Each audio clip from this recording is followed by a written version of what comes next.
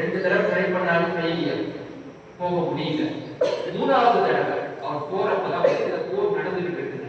ஒரு பக்கத்துல முஸ்லிம் வீரர்கள் எல்லாமே இருக்கிறாங்க, இன்னொரு பக்கத்துல கிறிஸ்தவ வீரர்கள் தபியத்தாய் செஞ்ச ஒரு இடத்துல அவங்க எல்லாம் கிறிஸ்தவ வீரர்கள் எல்லாம் நிற்கிறாங்க. அப்ப சண்டை போடுறதுக்காக அவங்க எல்லாம் இருக்கிறாங்க. எங்க பிரான்சிஸ் அசிஸ்டர் கிறிஸ்தவ வீரர்களிடையே கொஞ்ச நாட்கள் தங்கி இருக்கின்றார்.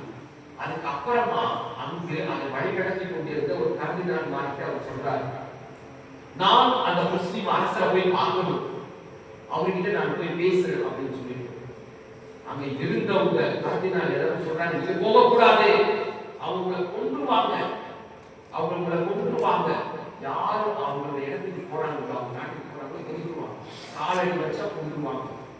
அப்ப எங்க பிரான்சிஸ் யாருக்கும் கேட்கவே மாட்டாங்க. ஆவியானவர் என்ன சொல்றாரோ அதெல்லாம் கேட்பார். போப்பாண்டவர்